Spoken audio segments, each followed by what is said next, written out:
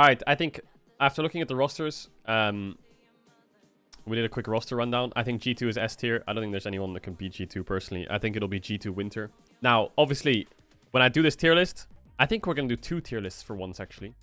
We're going to do a tier list for what I think they'll be like in winter, and then I think a tier list of what they could be like for end of summer. Now, the end of summer one is a bit more controversial because it gives them more time. They could also make roster changes. Yeah, okay, G2 S tier, 100% G2 S tier. I mean, they beat T1, so they are the world champions.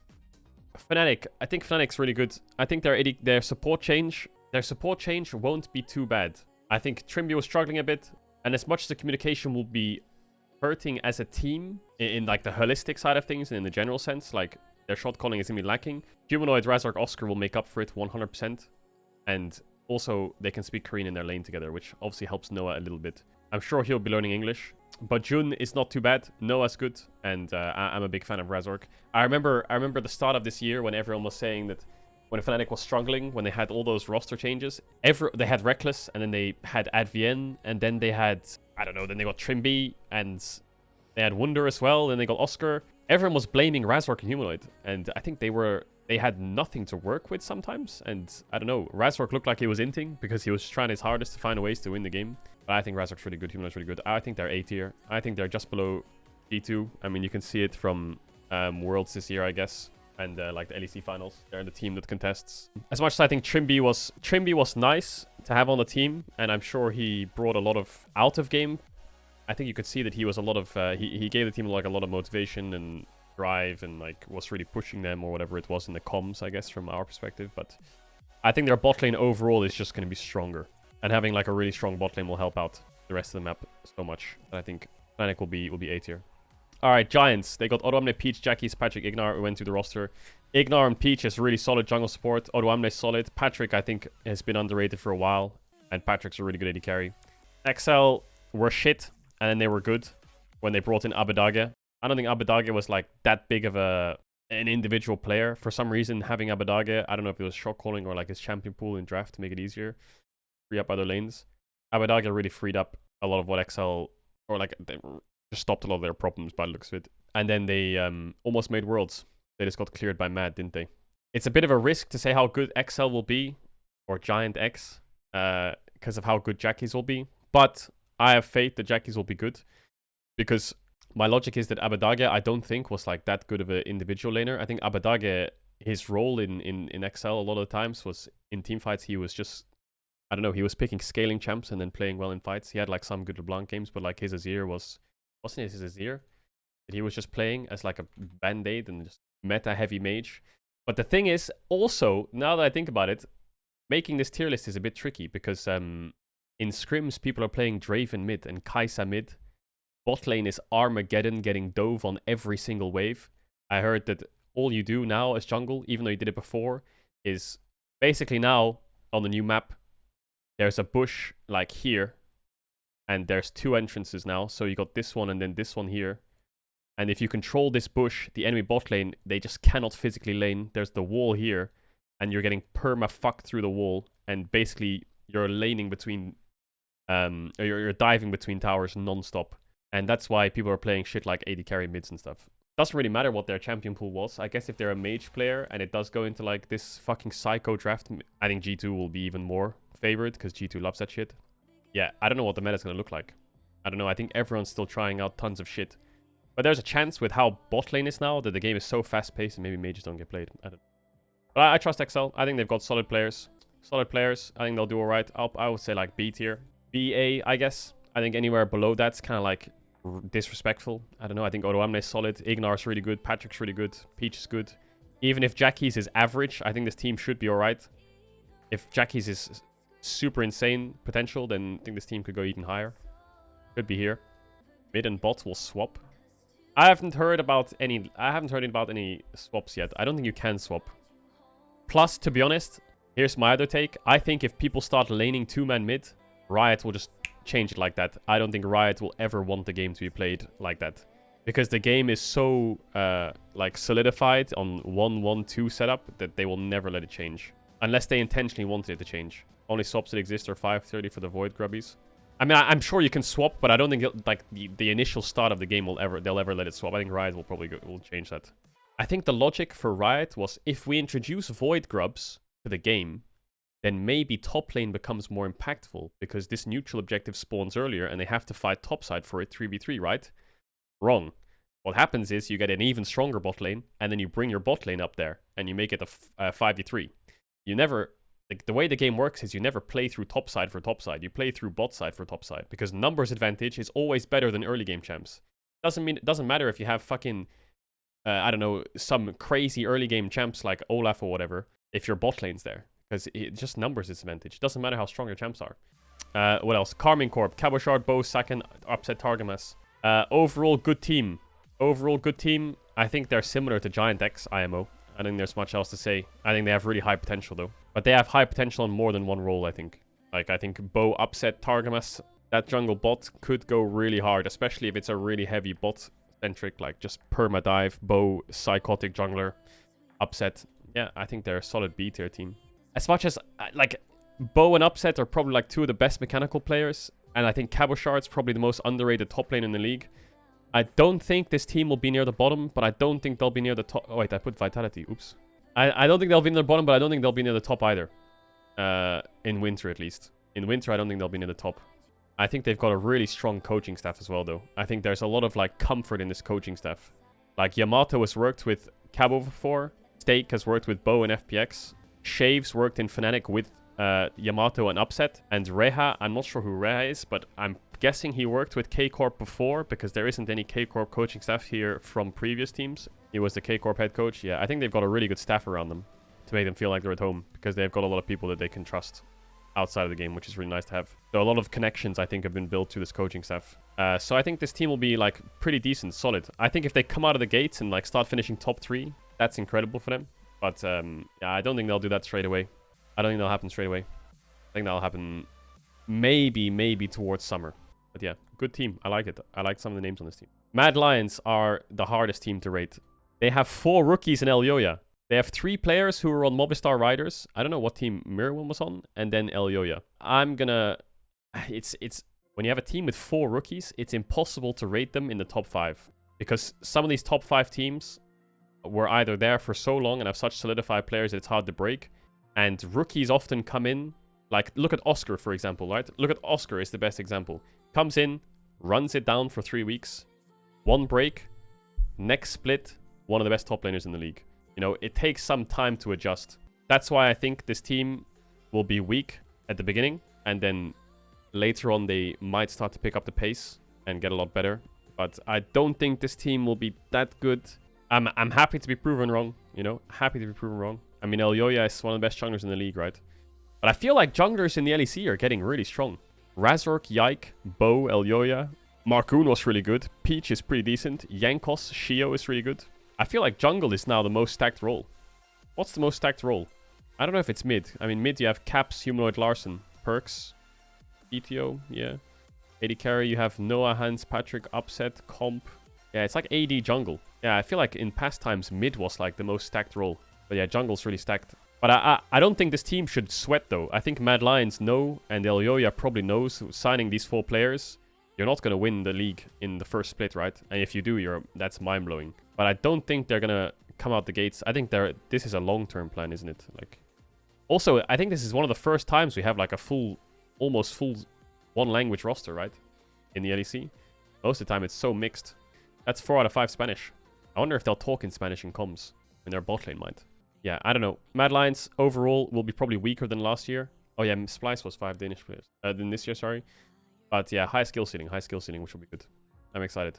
Giants got the LCS with all Spanish players. Oh yeah, they did. They had, what did they have? They had Werelib, Pepinero, Adri, Rydell, and Frederick or something. What was his name? Good times. Good times. Rogue, Shigenda, Marcoon, Larson, Comp, Zoelis. Yeah, I'm not a huge fan. I'm a big advocate for Larson Comp. I don't know how good Zoelis will be. Marc's decent. Shigenda's good in lane. I think this team will be like mid-bottom. I don't think they'll be top. I hate being like brutally honest sometimes. You know, like if I get proven wrong, sure. I'm excited to see it. I think the biggest prodigy on that team is Zoelis. How good is that guy going to do? I was going to put them in C tier. I don't know. Something in my gut says that this team is not going to perform very well. I don't know. Marcoon was a really good jungler on SK, I think. He was. From the games they played on stage, he was. He had some games where he would just like gank lanes and die. And he was having a few like inconsistent games. But overall, like I think Marcoon was a really good player. Larson and the Comp are two of the best carries in the league. Yeah, I guess this isn't a C tier team. I guess they're like a B tier team as well. No, I'm going to put them in C tier. Something about this team... No, I'm going to put them in B tier. I can't put them next to Medlines. But I think I would put them like B-. I don't know how well they'll do. A lot of these tier lists are hard to come up with like raw logic with, because you're just not sure how some of these players will perform with other players, right? Like some players can click so easily with others and all of a sudden things look different. Like BDS, in good ways and bad. Like BDS, no one thought BDS would do well. Boom, they're really good. No one thought Vitality would struggle. They came 10th. I don't know. Sometimes you have to just kind of... Sometimes in these tier lists, you just have to go with some of the feelings, you know? How you feel like these players will play together. I don't know how well Rogue will play together. I think that's the one team where I'm not sure how... I don't think that they'll do that well. But I'll put them in B tier for now. I don't want to like... I think some of their names are really good. Some of their names are really good. Alright, SK swapped out their mid-jungle. They got Niski and Isma now. I already talked about Niski being like a huge upgrade for SK. But Isma, I'm not sure. Overall, I think the middle of the pack... How do I describe this? LEC this next year coming, I think... There's more teams who are stronger in the middle of the pack and less teams at the bottom, but also less teams at the top. So I think there's going to be a lot less teams contesting the top, but the middle of the pack is going to be a fucking fiesta. Like 3rd to 6th is going to be a shit fest, I think. Let's say, I give you an example. I say to you, G2, Fnatic, Rogue, Heretics, and Vitality are top 5. Then you're telling me that these teams, Giants and Karmine Corp, are 6th, 7th? With those names, it's hard. So I think the middle of the pack is a bit psychotic. SK, Irrelevant, Isma, Niski, X-Kick, DOS. I'm going to have to use D tier somewhere. So I'm not going to put BDS in D tier. I can't put Heretics in D tier. Vitality is also hard to put in D tier. I mean, LEC this year was such a shit fest that it's also hard to rate these teams. Because some of these splits, these teams played well. Other teams, they just bombed. Like Vitality bombed, SK did well and bombed, BDS did well and bombed. Fnatic did bombed and then did well. Even G2 struggled a bit in... Like, G2 lost to Mad Lions in spring. Then Mad Lions won the split, reverse sweeping BDS. In a split where the one before SK was destroying people. Tier lists are hard. Meanwhile, people with real jobs can't despair. Okay, I'm gonna do... Okay, fuck it. I'm gonna stop sugarcoating things. Listen, I'm sorry if I offend anyone, if you're fans of these teams. This is nothing personal, okay? This is just... Sometimes... sometimes you just gotta bring out the big guns, okay? And... Listen, never take it personal. Never take it wrong.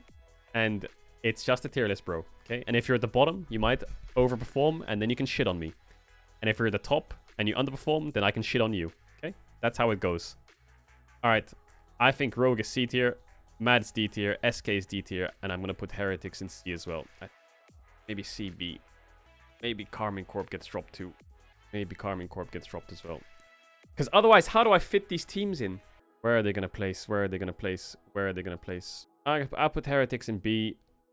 I think their players are too good to be C tier. XL's players are too good. I think the team will function. I think there's like a bar where players can be... I think you look at some names on these teams and you say to yourself, nah, there's no way that they'll finish bottom 4. Just can't happen. They will always find a way to fix it. I want to put BDS in B tier as well. Even though I don't know how big this 80 carry change is for them, but the more I think about it, I just think coming into the first split, BDS will be good. I think they're good. I think Shio's really good. They're super slept on. I think BDS is super slept on. Their top laner is unique. Their mid laner has improved a lot. Let's just think of Vitality and then we'll fix BDS. Photon, Dagglass, VTO, Karzi, Hilly. Man, some of these rosters look like... These rosters just look like someone's made a fantasy team. This just looks like someone's made a fucking fantasy league. There's Upset and Targamaster on the same team. Flakkit, Kaiser, VTO, Karzi, Perks and Yankos are back. Fucking Ignar's here. No, I can't let the Vitality incident from this year happen again, where I put Vitality S tier and BDS in D tier, and then Then everyone memes that Vitality is last and BDS was almost first. Let's go for the certainties. G2 Fnatic, super happy with it. I think G2 Fnatic, 100%. XL, I actually have a lot of faith in this XL roster. I have a lot of faith in that XL roster. B tier, I can see it. Heretics can't go below B. I don't think so. I think you could put them in C tier, maybe. I guess B-, but I can't put them down. Rogue, I'm doubting them. I am. Carmine Corp, I don't think I can put Carmine Corp in C. Maybe I can. No, I can't. I trust the coaching staff too much. I think they've all got everything they need around them. Yeah, I think Carmine Corp's B tier. No, it's a fucking shit, man. He wouldn't hold back, but he's holding back. The only thing I'm holding back on is there's 3 teams I'm struggling with, okay? I'm struggling with BDS, Carmine Corp, and Rogue. Okay? Those are the 3 teams where I'm not sure where they should go. For some reason, this is how the way I feel about it, okay, is I think this is the correct order. That's how I think it is. But then the more I think about it, the more I think I'm wrong. Because what I'm basically saying here is that G2, Fnatic, XL, Heretics, and BDS are the top 5 teams. And Rogue and K-Corp are 6th and 7th. But I just think that it's really easy to go for something that's how do I say this? It's very easy to get lost in the idea that something is really tempting and strong and then put that as your answer rather than not look at like the underrated factors. And I think BDS is a sleeper. I actually think BDS is a sleeper. As much as you can say to me and you can argue to me that you think Cabochard, Bo, and Sakin is a better topside than Adam Shio Nuke, and you can probably get some good logic behind it, I feel like Winter LEC is... I don't know, BDS has always been slept on. I'll put K-Corp and Rogue here. But I think K-Corp in summer could be a top 4 team. Easily. Easily. But I don't want to get sucked into it again, because I got sucked into it before. Upset Bo, insanely good names. Cabochard will be one of the best tops. But this happens every year, where you see a team with some of the best players, and you're like, wow, this team's going to be really good. It's an A-tier team. And then the team just doesn't click, and then you're like, well, shit. And they have... maybe it just doesn't work. It just doesn't come together. Whereas you have teams like BDS where it clicks, but they're not good individuals. So it's hard to argue that they won't do well. Yeah, I'm putting K-Corp in C. I'm putting Rogue in C as well. And then I think BDS B. I think I'm happy with that. I think G2 will win the split. I think Fnatic will be in close contention. I think Fnatic will be really strong. I think XL will be a really solid top 4 team, I think.